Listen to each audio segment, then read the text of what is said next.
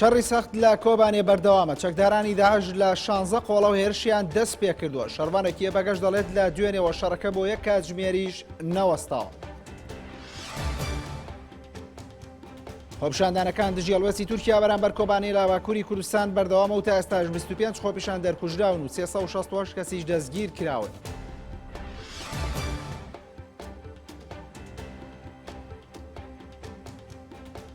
وەفدی پەرلەمانتارانی کوردستان گەشتە کۆبانێ و لەگەڵ لایەنەکاندا کۆبوونەوە.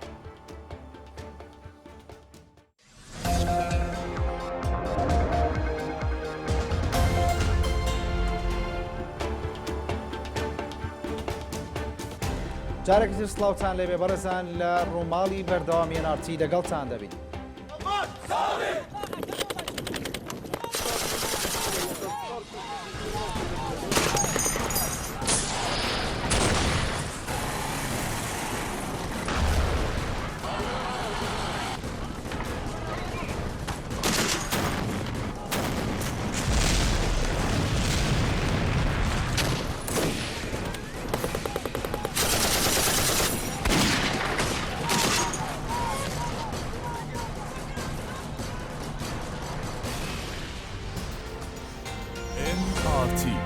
کەناڵی ئەهلی بێلایەن. دووبارە سڵاوتان لەبێ.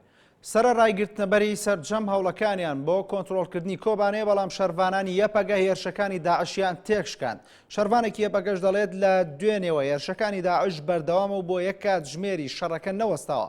وڵاتانیش پشگیری خۆیان بۆ کۆبانی دەربڕیت. جارێکی دیکەش عەبدوڵڵا ئۆجەلان جەختی کردەوە کە هیچ کاتێک دەستبەرداری کۆبانەیە نابین، چونکە کۆبانێ بۆ کورد هەموو شتێکە. لەم راپۆرتەدا وردەکاری زیاتر دەخەینە ڕوو.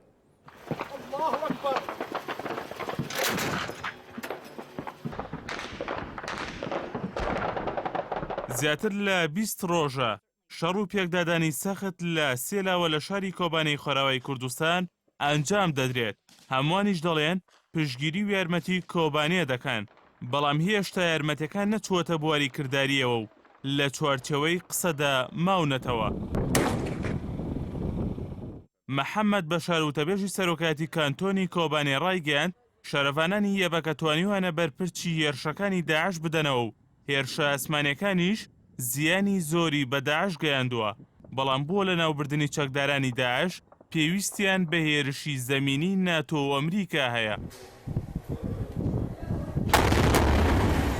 وتیشی لە ئێستادا چەکدارانی داعش هەموو هەوڵ و توانایەکی خۆیان خستۆتە کار بۆ کۆنتڕۆڵکردنی کۆبانەیە، بەڵام بەهۆی وەڵامی توندی شەرەفانانی یەپەگا تا ئێستا نەتوانراوە کۆبانەیە کۆنتڕۆڵ بکەن. بەڵام لە ئێستادا چەکدارانی داعش لە سێ گەڕێکی کۆبانەیە چالاکی و جوڵەیان هەیە.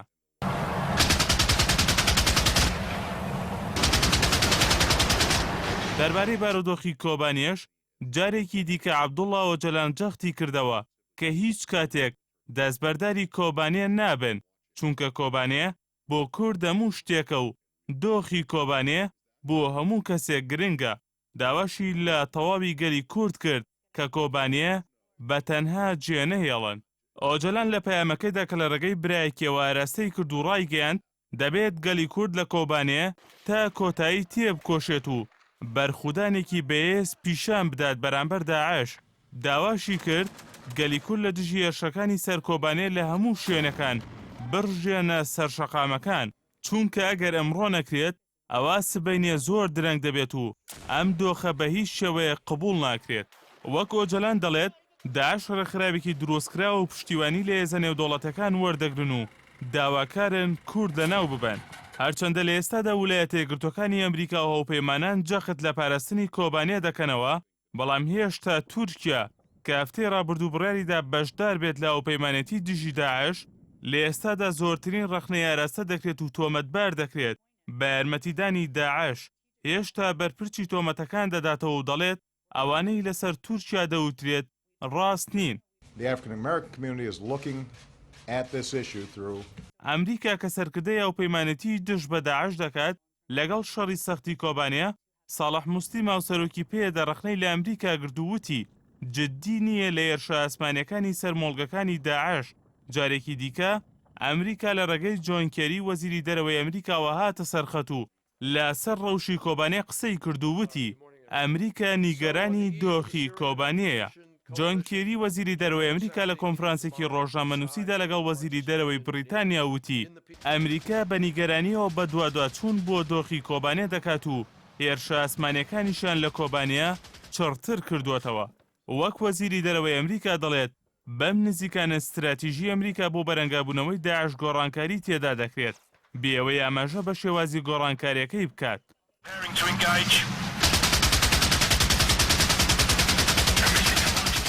جۆن کێربی وتەبێژی وەزارەتی بەرگری ئەمریکا پەنتاگۆنیش ڕایگەیاند فشارەکانیان بۆ سەرچەکدارانی داعش لە کۆبانێ بەردەوام دەبێت، بەڵام بەتەنها هێرشە ئاسمانیەکانیان بۆ ڕزگارکردن و پاراستنی کۆبانەیە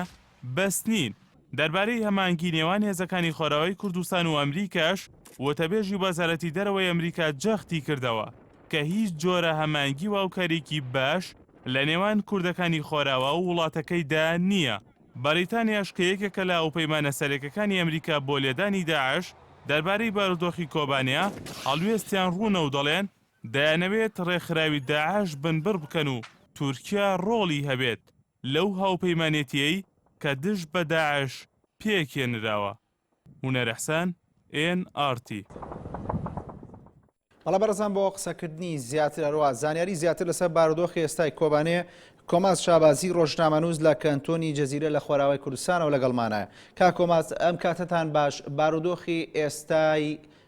کانتۆنی جەزیرە ئەروە خۆرئاوای کوردستان چۆنە؟ بەڵێ منیش سڵاو ڕێزمێ بۆیەوە بارودۆخی کانتۆنی جەزیرە بەتایبەتم ئێوارە لە شاری قامیشلو خەڵکی قامیشلووەوە خەڵکی نووسێبین دوا بەدوایەوە کە خەڵکی نووسێبین و شەقامەکانی باکووری کوردستان دوایەوەی کە لە بەنیشانەیە اعتراضکردن بە سیاسەتەکانی دەوڵەتی ئەردۆغان ڕژانە شەقامەکانتان بڵێم خەڵکێکی زۆر لە شاری نووسێبینەوە بەرەو سنوورەکانی ڕۆژاوای کوردستان بەڕێکەوتن و دەتوانم بڵێم سنوورە دەستکردەکانی ڕۆژاوا و باکوور کوردستانیان تێکشکان و خۆیان دەربازی ڕۆژاوای کوردستان کرد. دیارە دەربازبوونە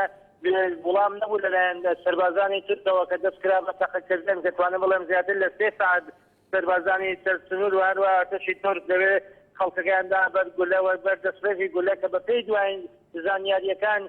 هاوڵاتێکی شاری قامیشلو هەروە چەند هاوڵاتێکی تر بریندار بوون و هاوڵاتێکی گیانی خۆی دەزەستا زارۆکێکی تەمەن 8 ساڵ بوو کە لە شوێنەکە حەزر بووە بە گولەی ڕاستەوخۆی هێزەکانی تورکیا گیانی لەدەستا. سەرچاوەکان بازەوە دەکەن لە شاری نووسێبینی چەند هاوڵاتیەک بەهۆی تەقەی ڕاستەوخۆی هێزانێکەکان گیانی خۆیان لەدەستداوە کە تا ئێستا من ئامارێکی زەرال لە بەردەستمدان ئێمە لێ باس لە کوژرانی زیاتر لە 4 هاوڵاتی خەڵکی شاری نووسێبینەکەن بەدەست سەربازانی دەوڵەتی تورکەوە بەگشتی ڕۆژی ڕۆژانەوە بۆ ڕۆژی کۆبانێ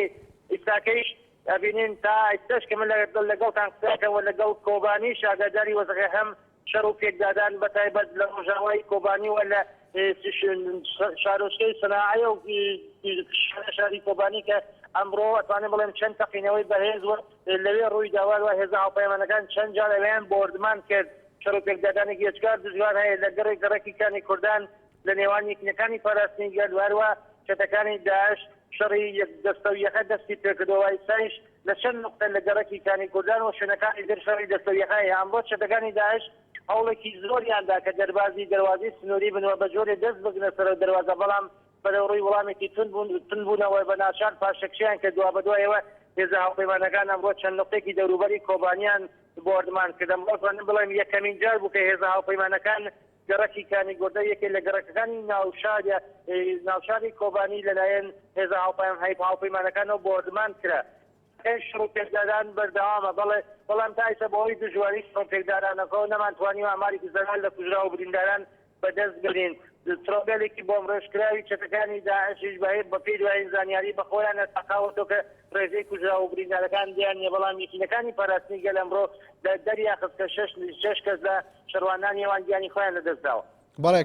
کا کۆماس کە دەوترێت لە ماوەی ڕۆژی ڕابردووە بە بەردەوامی شەڕ لە کۆبانێ بەردەوام بووە تەنانەت بۆ کاتژمێرێکی شەڕ نەوەستاوە کاتە داعش توانێتی پێشڕەوی بکات یاخۆ هێزەکانی هاوپەیمانان توانیوانە بە باشی لە چەکدارەکانی داعش بدەن؟ بڵێ ئیستا زیاتر لە 25 ڕۆژە شەڕێکی بێناوبڕ هەیە لە دەوروبەری کۆبانی و لە کۆبانیانە جار چەتەکانی داعش دەرباز دەبنەوە ناشار پاشەکشێگەن دیارە هێزا هاوپەیمانەکان ئەبینین ناوبەناو بۆردمانەکەن و چەتەکانی داعش ئەبینین هێرشەکەن ئێستاکەیش هەوڵی ئەوەیاندا کە دەربازی دەواازەی سۆری بن بەڵام بەرەو ڕووی وڵامێکی تند بوونەوە لە راپۆرتەکەشتان ئیشارەدان بەوە کرد کە دەوڵەتی ئەمریکا وتوێتی هیچ هاوکاریەکمان لەگەڵ هێزەکانی ڕۆژاوای کوردستانیە دیارە دەوڵەتی ئەمریکاش بە مەبەستی خۆیە لە وەزعەکەوە تا ئێستاکەش ئەبینین هێرشێکی ئەوتۆی ئامانجدار و بە جۆرێک لە جۆرەکان ئەو هێرشانەی کە ئەبوا بکرایێشتان نەکراوە بۆ چەتەکانی داعش کاتە کا کۆماس بەڵێ کا کۆماس کاتە ئەو لێدانی هاوپەیمانان بەرامبەر بە چەکدارانی داعشکەوە خۆت باست کرد هیچ کاریگەریەکیە بۆ لەسەرەوەی کە چەکدارەکانی داعش لە ناوچەیەکە تێک بشکێن تایسە من بەڕوانینی خۆم و بە تێڕوانینی خۆم نایتوانێت کاریگەریەکی زۆری هەبێت چون ئەمڕۆژ ئەبینین دوای بۆردمانکردنی ناوچەکە دەبابەکان تانگەکانی چەتەکانی داعشەڕۆنە سەر خاکی تورکیە و لەوێ دووارە گەڕێنەوە سەر وەزنی خۆیان بە باوەڕی من ئەمریکا هەیە بە جۆرە یاریەکات و ڕەوشی کۆبانی لە ڕەوشێکی ئەسکەری خەریکی ئەڕۆ بۆ سەر مامەڵەیەکی سیاسی کە دەوڵەتی ئەمریکا و دڵهێزەکان بەتایبەت دەوڵەتە هەرێمیەکان ئەیانەوێت بە جۆرە لە جۆرەکان کە ئەمە دەرخەلی ئەو شتەیەکە ئەیانەوێت لەسەر ڕۆژاوای کوردستان بەتایبەت لەسەر کۆبانی مامەڵە بکەن کە خەڵکی کۆبانی و شەروانانی کۆبانی کە ئیسە لە کۆبانین هێزەکانی یەپەگە و هێزەکانی یەپەژە هیچ کات قایل بەوە نابن کە دابنیشن و حەزەری لەسەر کۆبانی مامەڵە بکەن و خۆیان حەزر کردووە تا دوایین گڵۆپی خوێنی خۆیان لەوێ بمێنەوە بەرامبەر بە هێزەکانی داعش شەڕ بکەن ئەمڕۆژ لە کۆبانی من لەگەڵ بەرپرسانی هەیبی سووری کۆبانی قسەم کرد لەسەر کەمی دەرمانیان دەرمان زۆر نیگەران بوون باسییان لەوە دەکرد هەنێ لە برینداران بە ناشار بەنج ناتی لە ناروان مەرمی یاگە و گولەی کە لە ناو جستیانە دەریان دێنەوە ئەمە ئەوانی زۆر نیگەران بوون داواکاری عاجلیان هەبوو لە ڕێکخراوەنیە نەتەیەکان کە هاریکاریکەن بەڕاستی ئەگەر وڵاتانی دەرەوە نیازی هاوکاریان بێت ئەتوانن زۆر بە ئاسانی هاوکاریکەن چەندین ڕۆژنامەوانیش لەسەر سنووری باخۆری کوردستان لەلایەن دەوڵەتی تورکەوە دەست بەسەر کرابوون کە لە دوای نیمەڕۆی ئەمڕۆدا ئازاد کرد دیارە دەوڵەتی تورکیش کە تا ئیستا بینین ڕەوشەکە خەریکە بەرەو ئاڵۆسترە چێت و ئاگرەی ئێستا لە تێمایە لە بەرنامەکانی ڕابردووشە باسکردە و ئاگرەی کە ئێستا لە وڵاتی سووریا هەڵکراوە ڕۆشتە ناو شەقامەکانی تورکیەوە دیارە ئەمڕۆژ ئەگەر ساحەت ئیندمێتاژ باسی لە وەزعەکە کرد باسی لە نیگەرانی خۆی دەربڕی لەو ڕەوشەی کە ئێستا لە باکووری کوردستان هەیە و هاوکاتیش بەجۆرە ڕخنەی گرت لە هەڵوەسی نێونەتەوی لە هەمبەر ئەو گەمارەوەیەکی بەڵێ کاتە کا کۆماس دڵنیام بەو ئاگرەی بەڵێ کا کۆماس کاتە باردۆخەکە لە بەرژەوەندی کێدایە لە کۆبانی و ئایا تاوکو ئێستا توانراوە هیچ هاوکارێک بە کۆبانی بگەێندرێت نەخێتایستا هیچ هاوکاریەک بۆ کۆبانی نەنێنراوە تاکە هاوکاریەکە هەیە هێزەکانی بەرەی ئەکرادن کە تاقمێکی ئەوان ئێستاکە لە ناو ڕێزی یەکینەکانی پاراستنی گەلا خەریکی شەڕەکەن تا ئێستا هیچ هێزێک هاوکاری ڕۆژاوای کوردستانی نەکردوەوە دیارە دەوڵەتی تورکیش ئەمڕۆ ڕاشکانەوە دێمە هێزی سەربازی ڕەوانەی ڕۆژاوای کوردستان ناکەن یا لە دەوڵەتی تورک بەجۆرێ بەرەو پێشبردننی سیاسەتەکانی خۆیەتی کە بە باوەڕی من ئەمە بەجۆرێ لە جۆرەکان خۆکوژیکردن لە ترسی مردندایە یعنی دەوڵەتی ئۆردۆغان دەوڵەتی ئیسلامگەرای ئۆردۆغان لە ترسی مردندا خەریکە خۆکوژیەکە کەمە خۆکوژێکی بە باوەڕی من ئەم خۆکوژیە توانێت زۆر گرانتەوە بێ بە دەوڵەتی تورکیە کە ئەتوانی لە داهاتووە ڕێگەکانی لەسەر وڵاتی تورکیەوە هەروە لەسەر ئەو ڕاوەستەی کە هەیەی لەگەڵ کۆمەلگای نێونەتەویە ببینێت بەڵێ کا کۆماس کەواتە پاش ئەو بارودۆخانی کە ڕوو ئەدەن و ئەمڕۆژ ئۆجەلان باسی لەوە کردووە کە پێویستە بەرخودان لە کۆبانەی بەردەوام بێ کورد نابێ پاشەکشە بکات و ئایا هیچ مەترسێکەیە لەوەی کە لە کورد لە کۆبانیدا تێک بشکێت یاخود کۆبانی دەست داعش بکەوێت ئەو شتێکەیە بەڕاستی سەر کۆبانی لە مەترسی کۆمەڵکوژیدایە ئەبینین دەوڵەتی تورک و میدیاکانی تورکی لێر متابعەت بکەن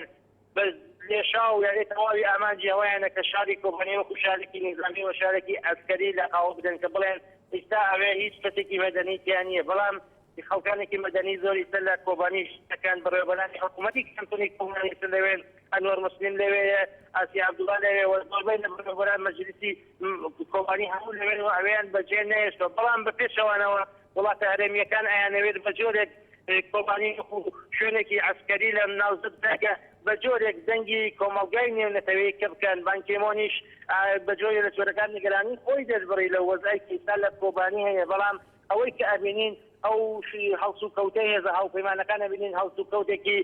دوولایەنەیانێ بە جۆرێ لە جۆرەکان ئەیەوێت بەڵانسێک بۆ خۆی ڕابگرێت و بە تەمای ئەوەیە کە یەکینەکانی پاراستنی گەل بە جۆرێ لە جۆرەکان کز و لاوازکە لە ناوچە بەڵام ئەو شتێکەیە من ئەو شتم دیوە دڵنیام ئەگەر هێزە هاوپەیمانەکان بەڕاستی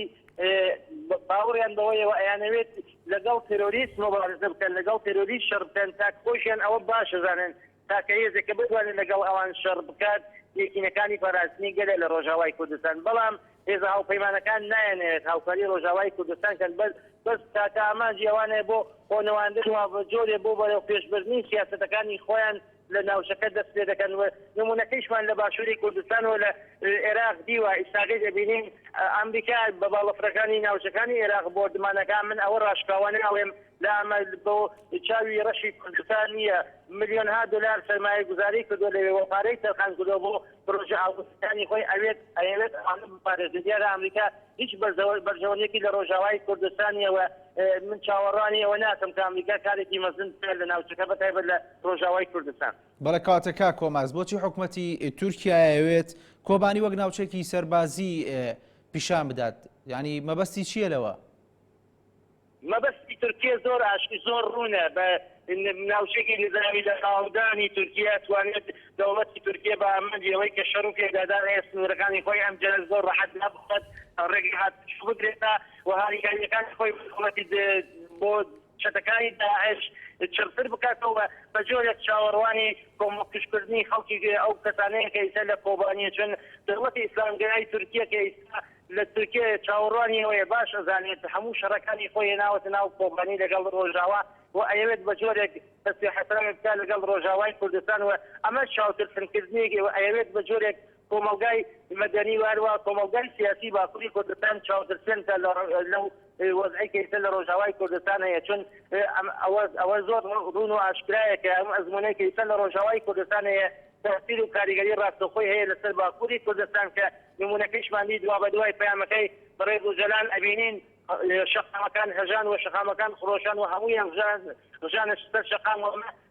دیسە زیاتر لە 20 ساڵە دەوڵەتی تورکیا باری نائاسایی ڕانەگەیان و ئەبینین لە ڕۆژانە باری نائاسایی ڕاگەیان ئەمە دەخەریەوەی کە کێشە و گرفتەکانی دەوڵەتی تورکیا هەتابی زۆرترە بێت و بە باوەڕی من خۆی داناوە یعنی بەجۆرێ لە جۆرەکان شمشێری خۆی لە پێشەوە بەستە بۆ خەڵاتچۆکردن و هەروە بەجۆرێ بۆ خنکاندنی کاری کۆپانی بەڵێ کۆماز شابازی ڕۆژنامەنووس سپاس بۆ تۆ کە لە کانتۆنی جزیرەوە لە خۆراوای کوردستان لەگەڵمان بووی. لە زۆربەی شار و شارۆچەکانی باکووری کوردستان خۆپیشاندان دژی هەڵوێستی تورکیا بەرامبەر باوکاری نەکردنی کۆبانێ بەردەوامە و ڕەجەب تەیب ئەردۆغانیش دەڵێت پلانێکەیە بۆ ئەوەی خەنجەر لە پشتی پرۆسەی چارەسەری و برایەتی دێرینی نێوان تورک و کورد بدرێ و ئاسایشی باکووری کوردستان تێک بدرێت. با پێی دوایین ئامارەکانیش لە خۆپیشاندانەکاندا تا ئێستا 25 کەس کوژراون و هاوکات 368 کەسیش دەستگیر کراون. ئێستا شەڕێکی سەخت لە نێوان شەڕڤانانی یەپەگە و چەکدارانی داعش لە کۆبانێ بەردەوامە. هاوکاتیش خۆپیشاندەران لە باکووری کوردستان بەردەوامن لە ئیدانەکردنی هەڵوێستی بەرپرسانی وڵاتەکەیان بەرامبەر بە هاوکاری نەکردنی کۆبانێ. ماوەی 3 ڕۆژە لە زۆربەی شارەکانی باکووری کوردستان خۆپیشاندان دەکرێت بۆ ئەوەی تورکیا بە هەڵوێستی خۆیدا بچێتەوە بەرامبەر بە کۆبانێ. بەرپرسانی تورکیاش دەڵێن کۆبانێ هیچ پەیوەندیەکی بە وڵاتەکەیانەوە نییە و ڕێگە نادەن کۆبانێ بکرێت بە هۆکارێک بۆ تێکدانی ئاسایشی وڵات. تا ئێستا لە هەر یەکە لە شارەکانی ئامەد و وان و جولەمێرگ و باتمان و شرناخ و سلۆپی و دێرسیم و ئاگری و چەندین شاری دیکە خۆپیشاندان بەردەوامە. هاوکات لە شاری ئەستەمبوڵیش خۆپیشاندانی گەورە بەڕێوە چوو. ئەحمەد داود ئۆغلۆس سەرۆک وەزیرانی تورکیا لەبارەی خۆپیشاندانەکانەوە لە کۆنفرانسێکی ڕۆژنامەنووسیدا ڕایگەیاند هیچ کەسولایەنێک مافی ئەوەی نییە پرسی کۆبانێ بکاتە پرسێکی ناوخۆی تورکیا و ڕەخنەشی لە پارتی دیموکراتی گەلان هەدەپە گرت بەوەی خەڵکی باکووری کوردستانی هەنداوە خۆپیشاندان لە دژی هەڵوێستی حکوومەتی تورکیا بەرامبەر بە کۆبانێ ئەنجام بدەن. هاوکات هێزانەکانی تورکیا بۆ کۆتایی هێنان بە خۆپیشاندانەکان توند و تیژیان بەکارهێناوە و لە چەند شارێکی باکووری کوردستانیش حاڵەتی نەئاسایی ڕاگەیەنراوە. سوپای تورکیا زیاتر لە 30 ساڵە نەبراوەتە ناو شارە گەورەکانی تورکیاوە بەڵام ئێستا لە چەند شارێکی ئەو وڵاتە سوپا بڵاوی پێکراوە. لەبارەی ڕووداوەکانی ئێستای تورکیا ڕەجەب تەیب ئەردۆگان سەرۆک کۆماری ئەو وڵاتە ڕایگەیاند ئامانجی ئەو پلانەی لە ئارادایە ئەوەیە خەنجەری نامەردی لە پشتی پرۆسەی چارەسەری و برایەتی دێرینی نێوان تورک و کورد بدرێت و ئامانجیان تێکدانی دۆخی ناوچە کوردنشینەکانە. ئەحمەد داوود ئۆغڵۆ سەرۆکوەزیرانی تورکیا ئاماژەی بۆ ئەوە کرد ئەوەی لە کۆبانێ ڕوودەدات هیچ پەیوەندیەکی بەناوخۆی تورکیاوە نییە و تورکیا هیچ بەرپرسیارەتیەکی نییە لە بەرامبەری بۆیە بە هیچ شێوەیەک قبول ناکەن بارودۆخی کۆبانێ بکرێتە هۆکارێک بۆ دروستکردنی پشێوی لە ناوخۆی تورکیادا. لەلایەکی دیکەوە سەلاحەدین دەمیرتاش سەرۆکی پارتی دیموکراتی گەلان هەدەپە کە پێشتر داوای کرد خەڵکی باکووری کوردستان بڕژێنە سەر شەقامەکان بۆ ئیدانەکردنی هەڵوێستی تورکیا بەرامبەر کۆبانێ، بەڵام لە دوایین لێدوانیدا داوای لە خۆپیشاندەران کرد توندوتیژی بەکار نەهێنن و هاوکات هێزە ئەمنیەکان خۆیان بە دوور بگرن لە ئەنجامدانی توندوتیژی بەرامبەر بە خۆپیشاندەران. وتیشی ئەوان داوایان نەکرۆ توندوتیژی ئەنجام بدرێت و سوپاسی ئەو خۆپیشاندەرانشی کرد کە بە شێوەیەکی هێمنانە مامەڵەیان کردووە. دەمیرتاش ڕاشی گەیاند ئەوەی ئێستا ڕوودەدات سیاسەتی هەڵەی تورکیایە و کوردانی باکوور بە تەواوەتی لەو سیاسەتە ناومێد بوون. لەلایەکی دیکەوە کۆما جڤاشێن کوردستان کەجەکە لە ڕاگەیەنراوێکدا ئاماژەی بۆ ئەوە کرد پێشوازی لەو خۆپیشاندانانە دەکەن کە بۆ پشتیوانی لە خەڵکی کۆبانێ دەکرێت، بەڵام دژی هەر جۆرە توندوتیژیەکن و ئیدانەی هێرشکردنە سەر ئاڵای تورکیا و سوتاندنی پەیکەری ئەتاتورک دەکەن. کۆما جڤاکێن کوردستان پارتی داد و گەشەپێدانی تۆمەتبار دەکات بە هۆکاری دروستبوونی ڕووداوەکانی ئێستای تورکیا. کەناڵی نارتی لە راپۆرتێکی مەیدانیدا ڕەوشی کۆبانێ و هەروەها داواکاری حکوومەت و کانتۆنی کۆبانێ و هاوڵاتیانی بۆ وەفدی پەرلەمانی کوردستانە خاتەڕ و هاوڵاتیانی کۆبانی ئەوە ئاشکرا دەکەن کە حکوومەتی تورکیا ڕێگە نادات ئەوان بچنە کۆبانێ و هاوکاری شەڕڤانانی یەپەگە بکەن. تاکو ئێستا شەڕ و پێکدادان لە شاری کۆبانێ بەردەوامە لە نێوان هێزەکانی یەپەگە و چەکدارانی داعش و ئەو ئەندام پەرلەمانانەی کە سەردانی ئێرەیان کردبوو داوا دەکەن کە وڵاتە یەکگرتووەکانی ئەمریکا و یەکێتی ئەوروپاش و هەروەها ڕێکخراوەکانی مافی مرۆڤی جیهانی بێن لە ڕەوشی ئاوارەکان بکۆڵنەوە و هاوکاری زیاتریان بۆ بهێنن واروەها ئەو ئەندام پەرلەمانانە داوا دەکەن کە وڵاتە یەکگرتووەکانی ئەمریکا هاوکاری هێزەکانی یەپەگە بکاتن لێرەدا کە ماوەی 24 ڕۆژە چەکدارانی داعش دەوروبەری سنووری کۆبانەیان گرتووە و هیچ هاتوچۆیەک نییە لە سنووری بڵین خاچی سووریاوە، بەڵام لێرەشەوە ژمارەیەکی زۆر لە کوردانی ئێرە بەنیازی ئەوەنە کە بچن لە هاوکاری هێزەکانی یەپەگە بکەن.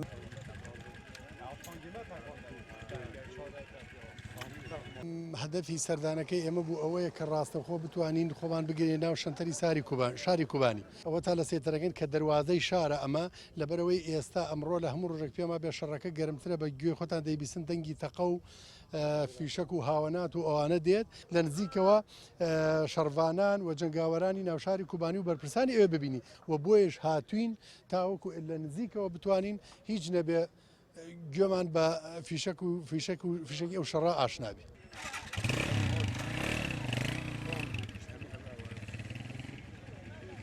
ئێستا ئەمە دیارە لە نزیک کۆبانین ئەوەی کە دیارە لە پشتمەوە ئەوە کۆبانەیە و دەنگی شەڕ و پێکدادان دەبیسترێت، دەنجی تەقە دەبیسترێت، دەنجی بردومان دەبیسترێت. ئێمە لێرە زیاتر ناتوانین بچینە پێشترەوە چونکە ئێرە دواخاڵی سنووری نێوان وڵاتی تورکیا و کۆبانەیە و ئەوەی کە دەبینن لێرە ژمارەیەکی زۆری چەکدارانی سوپای تورکیا لەو سنوورەدا هەیە وەکەوەی کە لێرە ئێمە گوێبیست بوون ئەوانە تا ئێستاکە هیچ بردومانێکی دەوروبەری کۆبانەیان نەکردووە چونکە وەکەوەی کە دەزانرێتن تەکدارانی داعش لە دەوروبەری کۆبانێدا گەماروی ئەو کانتۆنەیان داوە و هێزەکانی یەکینەکانی پاراستنی گەلیش لە ناو کۆبانێدان و بەردەوام لە ڕوبەڕووبوونەوەدان و لە ئەوەدا لەو هەوڵەدان کە هێرشەکانی چەکدارانی داعش تێک بشێنێ.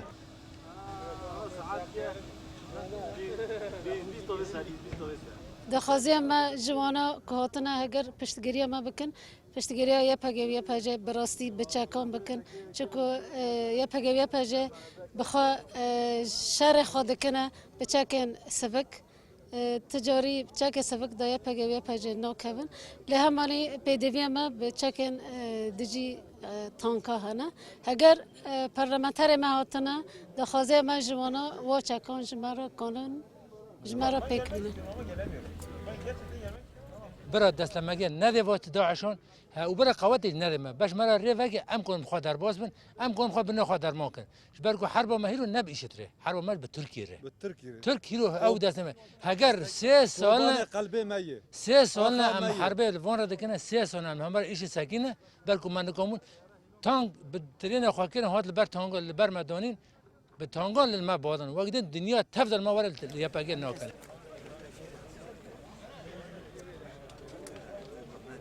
ئەوەی دەبینن ژمارەیەکی زۆری ئەو گەنجانەیە کە هەوڵ دەدەن یاخود دەیانەوێت بچنە ناو کۆبانیەوە بۆ ئەوی لە دژی چەکدارانی داعش بجەنگێن بۆیە داوا لە ئەندامانی پەرلەمانی کوردستان دەکەن کە ئەو وەفدەی هاتووە بۆ ئێرە داوای ئەویان لێ دەکەن کە هاوکاری سەربازی بنێرن بۆ هێزەکانی یەپەگا و دەمەوێت ئاماژە بکەم ئەوەی کە ئێستاکە لێرەوە دیارە ئەوە شاری کۆبانەیە کە لەسەر ئەو بەرزایی لەو نزیک ئەو شارەوە دیارە ئاڵای داعش لەوێ هەڵدراوە و ئەوەی خوارەوەش خوار ئەو بەرزایی ئەوە شاری کۆبانەیە و چواردەورەی شارەکە بە تەواوی گیراوە و ئەوەی لێرەوە شەوە دەبیندرێتنەوە ژمارەیەکی زۆری هێزەکانی سوپای تورکیایە کە لێرەدا ڕێگە نادەن هیچ کەسێک بچێتە ناو شاری کۆبانەوە و ژمارەیەکی زۆریش تانک و زرێپۆشیان لێرەدا داناوە و جێگیریان کردووە لێرەدا بەڵام وەکەوەی هاوڵاتیانی ئێرە ئاماژە پێ دەکەن تاکو ئێستا هیچ بردومانێکی چەکدارانی داعشیان نەکردووە ئەمە لە کاتێکدایە کە لە هەفتەی ڕابردوو پەرلەمانی ئەو وڵاتە بڕیاریدا لە دژی چەکدارانی داعش ئۆپراسیۆنی سەربازی ئەنجام بدات. ڕێبوارکاکەی ئێنارتی سنووری کۆبانێ. بەڵە بەرزان بۆ زانینی دوایین زانەرەکانی خۆپشاندانەکانی باکووری کوردستان ئێستا مراد سوچین لێدراوی NRT لە باکووری کوردستانەوە لەگەڵماندا. مراد سڵاوتان لێبێ بارودۆخی باکووری کوردستان چۆنە پاشەوەی لە چەند ڕۆژی ڕابردوودا خۆپشاندان لە زۆربەی شارەکانی باکووری کوردستان سەری هەڵدا. سڵاو لێبێتن چییە لە ئەمڕۆ لە بەیانیەوە لە تەواوی شارەکانی باکووری کوردستان افغانستان بەڕێوەتوە لەو شارەی پێستا من لێم لە نکودینە تا کاتژمێری 11 سەوی هەر خۆپێشاندان هەبوو لە بەرامبەردا سوپای پۆلیسەکان تەقسەیانە کرد یعنی بەپێ ئەو زانیارانەی کە دەبەردەستیان یعنی لە ئەو لە جزیرە بۆتان لەوان لە ئۆسای لە ماردین لەو هەموو شوێنانە بەردەوام ئەفغانستان هەبووە و هەروەها برینداریش هەبووە لەو شاری نسیبینێ ئەمڕۆ کە سێ کەس بریندار بوون و کەسێکی گیانی خۆی لە دەستدەوەی گەێنرا نەخۆشانە لە نەخۆشانە گیانی خۆی لە دەستەوەکە لێرە کەسێکی درابوو لە ئامەدی لە پێی زانیارەکانی ئێمە پێ کەس بریندار هەبووە لە هەمان کاتە گیراوە لە ناو خۆپیشاندەرەکانە بە شێوەیەکی لە هەموو شارەکانە بریندار هەبووە بەڵام ئەوەی ئێمە ئەگەرداربین تەنها لە لێرە لە نسیبینی ئەمڕۆ کەسێک گیانی خۆی لە دەستەوە بە شێوەیەکی هەموو شارەکان خۆپیشاندانی تایە ڕێگە ئێستا ئەمڕۆ شارەی تەمەنی لێن بەرەو ئامادەکرد بەرەو ئەستەمبۆڵە کێتن ڕێگا سەرەکیەکانیان داخراوە بە هیچ شتێک ناتوانی بچنی لە ئێستاە لەناو جادەکان هەمویان تایرە سوێنراوە هەموو شوێنی کارەباکان لەناو جادەیاندارەکان هەمویان لەناو براونەنی ڕێگە ڕێگە نییە تۆ دەربچیت لەم شارەیە ئەو ئاماد بچی بەرەو ئەستەمبۆڵ بچی خەڵکەکە لەسەر جادەکانەوە ساون ناتوانی دەربچیت لە ئەمڕۆوە لە تەواوی ئەو شارانە ماروبیستە هەر بۆ شێوەیە بۆ کە لە دوکان هەیە نە هیچ شوێنێکە تەنانەت ناتوانی ئاوێکی دەستکرێتن لە دوکانێکە وەڵکانکە خەڵکەکە بە شێوەیەکی زۆر خراپە لەم شارانەی باکووری کوردستان. بەڵێ مراد چاوەڕانەکرێ خۆپشاندانەکان دەست پێ بکەنەوە. ئەو خەڵکی ئێمە ئەمڕۆ قسەمان لەگەڵکردن ئەوان ئەڵێن لەبەرەوەی عەبدوڵڵا ئۆجەلانی پێوەتی تا 15 مانگ مۆڵەتە دەن بە دەوڵەتی تورکیا ئێمە تا 15 مانگ بەردەوامە بین لە خۆپیشاندان و تاکو و هەڵوێستی بەرامبەر بە کۆبانێ ڕێگەنەیەکن کە کۆبانێ هاوکاری بگاتە کۆبانێ لە هەمان کاتدا وەک ئەوان ئاڵێن کە تورکیا هاوکاری داعەسە کاتن لەمە واز نهێنێتن لەو هاوکاریەی و ڕێگیری لە کۆبانە بکات ئێمە بەردەوامە بین لە خۆپیشاندان بە تایبەت تا 15 مانگ ئەوان ئەڵێن دەمانەوێت قسەی عەبدوڵڵا ئۆجەلان ڕێبەری کەسانی کرێکارانی کوردستان پەکێکە ببانەتە. بەڵێ مراد خۆپشاندەران هیچ داواکارێکی فەرمیان لە حکوومەت هەبووە؟ بەسەرگیتی داواکاریەکانیان تەنها ئەوە بووە ئەدەستیا ڕێگە بداتن هاوکاری بداتە کۆبانە ڕێگیری ناکاتن لە هەمان کاتدا هاوکاری داعش ناکاتن گەرگێتان لە دێسە دەنگی تەخە بێتن منان سپای تەقاعد بێتن لەم سارە لەبەرەوەی ئەم سارە هاوکاریرە لەگەڵ قامت لەوە خەڵکێکی زۆری ئەم ئێوارەیەکن بۆ ناو هەوڵیاندا بچنە دەستور هەر لە ئاوەڵا قامتنی خەڵک کاتە بوو لێرە لە باکرەوە خەڵک واتە لە هەر بینا خەڵک لەسەر نور بوو سپای تورکیا بووی ترە و کوردستانی سەباتن. بەڵێ مراد ڕەوشی ئەمنی شارەکانی باکووری کوردستان چۆنە پاشەوەی کە بازدەوە کرا سوپای تورکی داخلی هەندێک لە شارەکان بوون؟ زۆر خراپە خەڵکەکە زۆر لەجاوە زۆر ڕەوشی لەم شارانەی بەردەوام پۆلیس لە سوێنەکانە هەیەکن بەڵاو بە خۆتوسەکەرانە کاتن لامدە حاڵاتە سەخایەکە ئەمڕۆ بینیمان لە خۆتوساندانەکانە تەقەترا بۆ هۆی برینداربوونی یەکیشان ناویانە جاروای سەری کەوتبووگەیانی لە بەزانی هەر شارێکی ئێمە پێیا هاتوین ئەو شارانە ڕاستیەتی هیچ باسیە ڕێگیری ئەکرێتن شارەکان بەربارانە بکەنەوە لە دەگرێتن ئەوانەی کە یانەیەکن پێپەڕن لە جادەکانە پۆلیسەکان بەردەوام خەریکی بەڵاوەکەی کردنەوەن بەڵاوەکەی کردن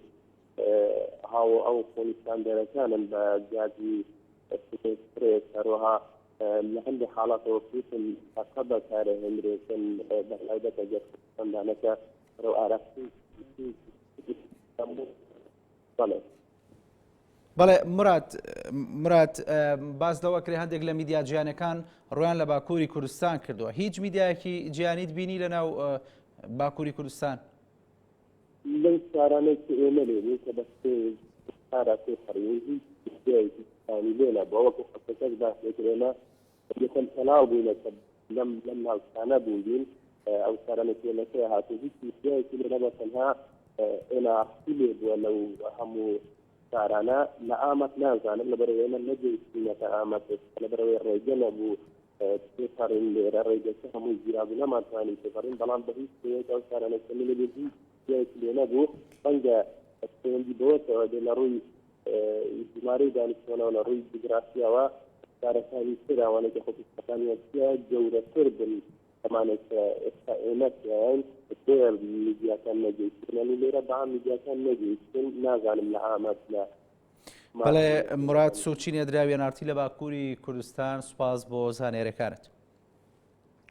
بەردەوامین بۆ لە نزیکەوە ئاگاداربوون لە بارودۆخی کۆبانێ و ڕۆژاوای کوردستان وەفدێکی پەرلەمانی کوردستان سەردانی کۆبانەی کرد و بەجیا لەگەڵ لایەنە کوردیەکانی باکوور و خۆراوای کوردستان کۆبوونەوە. لە کۆبوونەکەدا لایەنە کوردیەکان داوایان لە وەفدەکەی پەرلەمان کرد بەپەلە حکوومەتی هەرێم و لایەنە کوردیەکانی باشوور هاوکاری مرۆیی و سەربازی خۆراوای کوردستان و شەروانانی یەپەگە بکەن. بەمەبەستی ئاگاداربوون لە ڕەوشی کۆبانێ و ڕۆژئاوای کوردستان بەگشتی وەفدی پەرلەمانی کوردستان پاشنیوەڕۆی ئەمڕۆ گەیشتە کۆبانێ ئەگەرچی شەڕ و پێکدادان لە کۆبانێ بەردەوامی هەیە بەڵام وەفدەکەی پەرلەمان دوای هەوڵێکی زۆر توانیان بگەنە کۆبانێ و دوای گەیشتنیان لەگەڵ لایەنە کوردیەکانی خۆراوای کوردستان کۆبوونەوەی نێوان وەفدەکەی پەرلەمان و لایەنە کوردیەکانی خۆراوای کوردستان ئەنجام درا و تیایدا گفتوگۆ کرا لەسەر چۆنێتی هاوکاریکردنی خۆراوای کوردستان لەلایەن حکوومەتی هەرێم و باشووری کوردستانەوە. بەڵێ داخوازیێمە وەکو کومەوانی زمان ژخۆ ئالیکاریە ئینسانی مرۆڤی هەیە وەکی دن ئالیکاریە چەک هەیە لێبەلێ ئەمزانن و چاوە ئەڤ ئالیکاری ئەوێ بگین کۆبانی ئەوێ چاوە بگین نوێ دەرێ ڕێب و ڕێباز ژی کاری سیاسەتێدا ئەوێ بێنە نیقاشکردن. لایەنە کوردیەکانی باکوور و ڕۆژئاوای کوردستان کە بەجیا لەگەڵ وەفدەکەی پەرلەمانی کوردستان کۆبوونەوە دوو داواکاری سەرەکییان خستە بەردەم وەفدەکەی پەرلەمان و داواکرابوون حکوومەتی هەرێمی کوردستان و لایەنە کوردیەکانی باشوور بەپەلە هاوکاری مرۆیی و سەربازی بگەینە خۆرئاوای کوردستان و پشتگیری لە شەڕڤانانی یەپەگە بکەن. گانبن روشا انسانی روشا پنابری خلک میل شارعان و لکولانان و دکان و جامیان دا راد کردن ما خواست جوانا کو ببن آلیکار جمرا ام دکانبن هزک خوی لشکری مستر چه بکن و ببن آلیکار کو ام تی کردن اف هفبندیا نافنت هوی بتاف بریارا برلمانه کو ام دکانبن وگرن کوبانیه. وەفدەکەی پەرلەمانی کوردستان لە سەردانەکەیاندا هاوکاری مادی و مرۆیی لەگەڵ خۆیان بردبوو. هەروەها لە کاتی گەڕانەوەشیاندا بڕیار وایە لەلایەن وەفدەکەی پەرلەمانەوە راپۆرتێکی گشتگیر بۆ ڕای گشتی بڵاو بکەنەوە لەسەر ڕەوشی خۆرئاوای کوردستان بەگشتی و کانتۆنی کۆبانێ بە تایبەتی. ئێمە دوای ئامادەکردنی ئەم راپۆرتەکە لە نزیکەوە ئاوەرەکان دەبینین هەروەها نوێنەرانی حکوومەتی کۆبانی دەبینین دەچینەوە لە پەرلەمانی کوردستان بڕیار دەدەین کە باشووری کوردستان چی بۆ دەکرێەوە لەگەڵ بەرپرسانی حکوومەت ئەوەی بە باشووری کوردستان بکرێ وەکو گەلیش وەکو حکوومەت درێغی ناکەین وەکو چۆن لە ڕابردووە کردومانە. ماوەی 24 ڕۆژە شەڕ و پێکدادان لە کۆبانێ لە نێوان شەڕڤانانی یەپەگە و چەکدارانی داعش بەردەوامە و هاوکات لەلایەن چەکدارانی داعشەوە کۆبانێ گەمارۆ دراوە. تا ئێستاش چەند جارێک لەلایەن بەرپرسانی یەپەگەوە داوای هاوکاری لە هەرێمی کوردستان کراوە بەڵام تا ئێستا هیچ لایەنێکی کوردی باشوور و حکوومەتی هەرێم هاوکاریان نەگەیاندۆتە خۆرئاوای کوردستان بە تایبەت هاوکاری سەربازی. ڕێوەرکاکەی ئێنارتی سنووری کۆبانێ لە خۆرئاوای کوردستان. بەڵە بەڕێزان جیاواز داوەڵەکانی باکوور و خۆراوای کوردستان ئەمشەو یەکەم کاروانی حاجیانی هەرێمی کوردستان کە لە وڵاتی سعودیە لە فەریزەی حەج بوون دەگەڕێنەوە خاکی هەرێمی کوردستان. پەیامنێرمان گۆران عەبدوڵڵا لە ناو فڕۆکەخانەی نێودەوڵەتی سلێمانیەوە لەگەڵمان دەبێت بۆ گواستنەوەی وێنەی گەڕانەوەی حاجیانی هەرێم بۆ خاکی هەرێمی کوردستان. بەڵێ گۆران سڵاو دەبێت ئەم کاتەیە و بینەرانیش باش بەڵێ لە ئێوەش سپاس سڵاو لە بینەرانی بەڕێزیش. ئێستا ئەمە لە بەردەم فڕۆکەخانەی نێودەوڵەتی سلێمانی یەکەم چاوەڕانی یەکەم کاروانی حاجانی کە فڕۆکەکەیان گەیشتووە چاوەڕان کە کۆمەڵێک پشکنین کە لەناو فڕۆکەخانەوەوان ئەنجامەدرێت دوای تاواکردنی پشکنینەکان یەنە دەرەوە لە بەردەم فڕۆکەخانە ژمارەیەکی زۆر لە کەسوکاری حاجەکان ئێستا چاوەڕێیانن کە لە دوای 20 ڕۆژ لە ئەنجامدانی فەریزەی حەج بگەنەوە بە خزمەکانیان کە لە وڵاتی سعودیا فەرزەی حەجیان بەجێنەوە. ئێستا یەکەم کاروانەکە لە وڵاتی سعودیەوە حاجانی هێناوە تا هەرێمی کوردستان و لە ڕۆژانی دواتریشدا کاروانەکانی دیکەی حاجانەگاتەوە هەرێمی کوردستان. ئێستا ئەمە لێرە حاجیەکمان لایە کە خۆی پێشتر با بڵێن فەریزەی حەجی ئەنجام داوامانەیە بچینە لای چەند پرسیارێکی ئاراست بکەین. ئەگەر بەڕێز بفەرمووی بۆ ئێرە پێمان بڵێ چاوەڕێی لە کێوە لێرە وەستاونێ. بسم الله الرحمن الرحیم. سپاس و ستایش بۆ خوای کە فەریزەی حەجی بۆەوە داناوە لیەشهەدوا مەنافیع لەهم بەوەی خەڵکی سوودی دین و دنیای لێوەرگرێ. درود و ڕەحمەتی خوا لە سەرگیانی پێغەمبەری خوا صلی الله علیه وسلم کە بە یەکێک لە ئەرکانەکانی ئیسلام حەجی باس کردووە و ڕەحمەتی خوا لە مسلمانان خوا لێیان ڕازی بێ کە ئەم فەریزەی خوا ئەم حەجە لە ناویانە باقیە و پێشوازیکردنیش لە حەج تا ئێستا بەم شێوە گەرم و گوڕایی بینین تیان ناماوە. لەوە چێ خەڵکێک هەر لەم ئەوەی کە سەفەری کردووە بۆ حەج سەفەر بۆ وڵاتێکی دوورتریش بکا و زۆرتریشی پێ بچێ بەڵام بەم شێوە ئیستقبال ناکرێ. ئەمە عادەت و نەریتێکی کوردەواری و سونەتێکی پێغەمبەری خوا صلی الله علیه وسلم کە حاجی لە ڕێگە هاتووە بەم شێوە پێشوازی لێ بکرێ و داوای دوعای خێری لێ بکرێ. بەڕێزی ئێستا لە چاوەڕوانی کێیای ماوەی چەندێکە لێرەیە وەستاون فڕۆکەخانەی سلێمانی مامەڵەی چۆنە لەگەڵ حاجەکان تا چەند کاراسانی بۆ کرد؟ وەڵای چاوەڕێی خزمێکمانین ڕاستیەکەی لەگەڵ خزمەکانی ترمانە هاتوین تقریبا لەوە چه ساعات و نیمە کەمە چاوەڕێین لەو کاتی ئەوان کە نزیک بوونەتۆکە دوای ئەوەی کە دەرچوون لە ساعات و لەوێ دەرچوون ێستا دەوری تقریبا ساعات یەکە لەوە چه ساعاتێکە دابەزیون لێرە ئێمە ساعات و نیمە کە لێرە چاوەڕێیانین و الحەمدوللا وەکو مامەڵەکردن دابینی پۆلیس و مەسەلەی پۆلیسی هاتوچۆ ئەو شتانەی کە لە ڕێگەکە ئەکرێ الحەمدوللا بە شێوەیەکی منەظەمە و تا ئێستا هیچ کردەوەیەکیش نەبووە کە خەڵکی جێگەی نیگەرانی بێت چونکە خەڵکی بۆ شتێکی خراپ نهاتەوە بۆ پێشوازی حاجەکان ناتوە. بەڵێ بینەرانی بەڕێز ئەو وێنەیەکی ئێستا ئەیبینن ئەگەر هاوکارم یارمەتیم با وێنەیەکی گشتی بگوازێتەوە بۆیەوە ئەوە خزم و کەسوکاری ئەو حاجیانەنە کە ئێستا لە بەردەم فڕۆکەخانەی سلێمانیە چاوەڕوانی کەسوکاریانن بگەنەوە لایەن و ئەوانیش لێرە پێشوازیان لێ بکەن ئەمە ماوەی زیاتر لە چەند کاتژمێرێکە لێرە لە چاوەڕوانی حاجەکانان هەرچەنە یەکەم فڕۆکە کە یەکەم کاروانی حاجانی گەیاندۆتە فڕۆکەخانەی نێودەوڵەتی سلێمانی ئێستا گەیشتووە و ماوەی زیاتر لە 45 خولەکە بێ فڕۆکەکە نیشتۆتەوە بەڵام بەهۆی ئەو پشکنینانەی کە بۆ حاجەکان لە ناو فڕۆکەخانە ئەنجامەدرێ هەتا وەکو ئێستا وەکو پێشتر باسمان کرد حاجەکان نەهاتوونەتە دەرەوە ئێستاش ئەگەڕێمەوە بۆ لای هاوکارانم بۆ ستۆدیۆ. بەڵێ زۆر سپاس بۆ پەیامنێرمان گۆران عەبدوڵڵا لە ناو فڕۆکەخانەی نێودەوڵەتی سلێمانیەوە وا دیارە ئەوەی وێنەی کە گواستیەوە کە سوکاری ئەو کەسانە بوون کە خزم یاخود کەسیان ڕۆشتبوون بۆ فەریزەی حەج. بەردەوامین لا زۆربەی شارەکانی خۆرەڵاتی کوردستان هاوچەشنی شارەکانی باشوور و باکووری کوردستان خۆپشاندان بۆ پشتیوانی لە کۆبانی ئەنجامدرا. بەڵام بۆی ڕێگری هێزانامنیەکان ئێران لە ئێران گرژی و ئاڵۆزی لێکەوتەوە و لە شارەکانی مەریوان و مابات و سەردەشت بە دەیان هاوڵاتی کورد دەستگیر کران. هاوکات دۆخی ئەمنی بەشێک لە شارەکانیش لە حاڵەتی نائاساییدایە و پۆلیس و هێزانامنیەکانی ئێران بە وردی جموجوڵی هاوڵاتیانیان خستۆتە ژێر چاودێریەوە.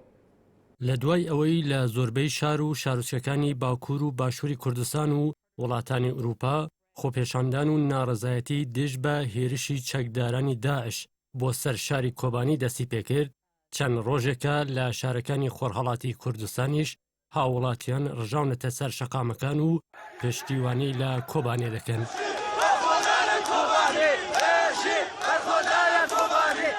خۆپێشاندانی شارەکانی خۆرهەڵاتی کوردستان هاوچەشنی باکووری کوردستان بەهۆی ڕێگری هێزە ئەمنیەکانی ئێران گرژی و توندوتیژی لێکەوتەوە و بەو هۆیەوە بەدەیان هاوڵاتی لەلایەن پۆلیس و هێزە ئەمنیەکانەوە دەستگیر کران. سەرچاوە ڕۆژنامەوانیەکانی خۆرهەڵاتی کوردستان بڵاویان کردەوە بەهۆی تێکەڵچوون لە نێوان خۆپێشاندەرانی شاری مەریوان و هێزە ئەمنیەکان زیاتر لە 40 هاوڵاتی دەستگیر کران و 10 کەسیش بریندار بوون. هاوکات لە شاری مەهابادیش ئاڵۆزی لە نێوان خۆپێشاندەران و پۆلیس دروست بوو بەو هۆیەوە زیاتر لە 20 کەس دەستگیر کران. هەروەها لە شاری سەردەش خۆپێشاندانی هێمنانەی خەڵکی ئەو شارە بەهۆی ڕێگریەکانی هێزە ئەمنیەکان پشێوی تێکەوت و زیاتر لە 10 کەس دەستگیر کران و دۆخی شارەکەش لە حاڵەتی نەئاساییدایە. هاوکات هەردوو حیزبی دموکراتی کوردستانی ئێران و کۆمەڵەی زەحمەتکێشانی کوردستانی ئێران لە ڕاگەیاندراوێکی هاوبەشدا داوایان لە خەڵکی خۆرهەڵاتی کوردستان کردووە بەردەوام بن لە پشتگیریان بۆ خەڵکی کۆبانێ و داوەشیان لە کۆمەلگای نێودەوڵەتی کردووە بە هانای کۆبانێەوە بچن. لە لایەکی ترەوە چالاکانی مەدەنی و سیاسی خۆرهەڵاتی کوردستان سەرڕای ئیدانەکردنی هێرشی چەکدارانی داعش بۆ سەر کۆبانێ داوا لە سەرجەم ڕێکخراوە مەدەنیەکانی خۆرهەڵاتی کوردستانیان کردووە هەوڵەکانیان بۆ پشتیوانی لە کۆبانەیە چڕتر بکەنەوە. سەرچاوە ڕۆژنامەوانیەکانی خۆرهەڵاتی کوردستان باز لەوەش دەکەن کە کۆماری ئیسلامی ئێران ژمارەیەکی زۆر لە پۆلیس و هێزە ئەمنیەکانی لە شارەکاندا بڵاوە پێکردووە و بە وردی جموجۆڵی خەڵکیان خستووەتە ژێر چاوەدێریەوە و ڕێگایش نادەن خۆپێشاندان و ناڕزایەتی دژ بە هێرشی چەکدارانی داعش بۆ سەر کۆبانێ بەڕێوە بچێت. چاوەدێرانی سیاسی ئاماژە بەوەش دەکەن بەرپرسانی ئەمنی ئێران نایانەوێت خۆپێشاندانی جەماوەری لە شارەکانی خۆرهەڵاتی کوردستان بەڕێوە بچێت چونکە پێیان وایە ئەو جۆرە هەڵوێستانە کاریگەری لەسەر گەشەی هەستی نەتەوەی لای تاکی کورد دادەنێت.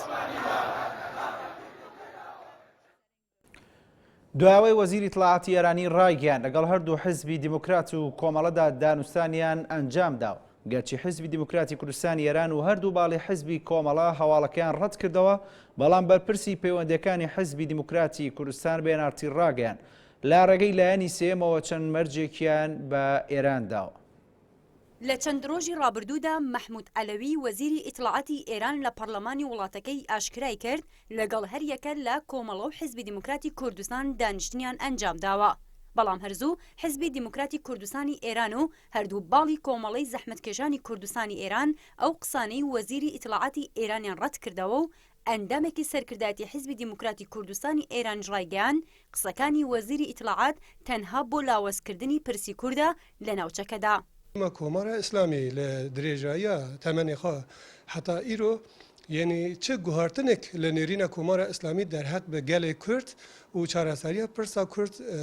نەهاتیە پێش نەهاجی کۆمارە ئیسلامی بە نێرینێکی ئەمنیەتی و سیاسی هەموو حولەخۆ بۆ ناوبرن و بێمافکردنا گەلێ کورد دەدا. حیزبە سیاسیەکانی خۆرهەڵاتی کوردستان ئەزمونێکی تاڵی دانوستانیان هەیە لەگەڵ ئێران. لە ساڵی 1970 دکتۆر عەبدوڕەحمانی قاسملۆ سکرتێری پێشووتری حیزبی دیموکرات لە کاتی وتوێژی ئاشتیانە لەلایەن نوێنەرانی ئێرانەوە لە ڤیەن تیرۆرکرا.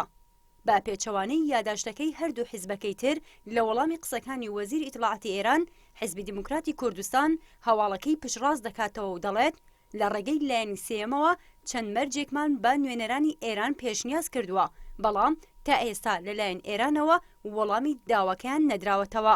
چاوپێککەوتنێک بینی ئێمە و نوێنەرانی کۆماری ئیسلامی لەسەر بۆتی کوردە هەبووە ئێمە ئەوە ڕەتناکەینەوە باسی شمان کە هەبوو بەڵام ئەوە هەری ڕابردوو بووە ینی پاشەوەی کە ئەمە مەتالبی خۆمان بەوان گەیاندەوە هێندێک پێشمەردماندانەوە کە چۆن ئامادەین جارێکی کە دەگەڵێ و توێش بکەینەوە بەڵام تا ئێستا هیچ وەڵامێک نەبوو. لە کاتی چاوپێکەوتنەکەی نێوان نوێنەری حیزبی دیموکراتی کوردستان و کۆماری ئیسلامی ئێران بە وتەی خۆیان ئەو حیزبە چەند مەرجێکی پێشوەختیان خستۆتە بەردەم نوێنەرەکەی ئێران لەوانە کەمکردنەوەی فشاری ئەمنی لەسەر هاوڵاتیانی کورد، ئازادکردنی زیندانیانی سیاسی. هاوکات بەڕای چاودێرانی سیاسی خۆرهەڵاتی کوردستان پێویستە حیزبە سیاسیەکان جیاوازتر لە ئەزمونەکانی ڕابردوو کار بۆ گفتوگۆ و دانوستاندن لەگەڵ کۆماری ئیسلامیدا بکات. هێزی ڕۆژهەڵاتیەکان هەر دەبێت دەرگای گفتوگۆکان واڵا بکەنەوە بەڵام قسەیان هەبێت ئەوە زەمینە لە بەرچاو بگرن بۆ ئەوەی کە بە شێوەیەک لە شێوەیەکان ڕای گشتی بەلارەدا نەڕوا هەست دەکرێت ئەو هەواڵانێکی هەیە کە گۆیا هێزە ڕۆژهەڵاتیەکان لەگەڵ کۆماری ئیسلامی ئێران لەسەر مێزی گفتوگۆ دانیشتوونە هەست دەکرێت بەلارەدا چوون. ئەگەرچی لە ماوەی ڕابردوودا حیزبە سیاسیەکانی خۆرهەڵاتی کوردستان بەهۆی جیاوازی بۆچوونی سیاسیەوە تووشی لێکترازان و جیابوونەوە بوون، ئەمەش کاردانەوەی جیاوازی لە نێو کوردانی خۆرهەڵاتی کوردستان بە دوای خۆیدا هێنا. لەگەڵ ئەوەشدا سەرجەم پارتە سیاسیەکان باز لەوە دەکەن باوەڕیان بە گفتوگۆ و دانوستان هەیە بەڵام تا ئێستا بەڕسمی هیچ هەنگاوێکی کرداریان لەم بارەیەوە نەناوە. شێمە جاف NRT هەولێر. گەشتینە کۆتایی و گرنگترین ناونیشانەکان. شەڕی سەخت لە کۆبانی بەردەوامە. چەکدارانی داعش لە 16 قۆڵەوێرشیان دەست پێ کردووە. شەڕبانێکی بەکەش دەڵێت لە دوێنێەوە شەڕەکە بۆ یەک کاتژمێریش نەوەستاوە. خۆپیشاندانەکان دژی هەڵوێستی تورکیا بەرامبەر کۆبانی لە باکووری کوردستان بەردەوامە و تا ئێستاش 25 خۆپیشاندەر کوژراوە و 368 کەسیش دەستگیر کراون. وەفدی پەرلەمانی کوردستان سەردانی کۆبانیان کردو لە راپۆرتێکی مەیدانیش دانارتی ڕەوشی کۆبانێ و داواکاری کانتۆنی کۆبانی و هاوڵاتیانی خستە ڕوو. ڕووماڵی بەردەوامی NRT لەگەڵتان بوو، کاتێکی خۆش بۆ هەموو لایەک.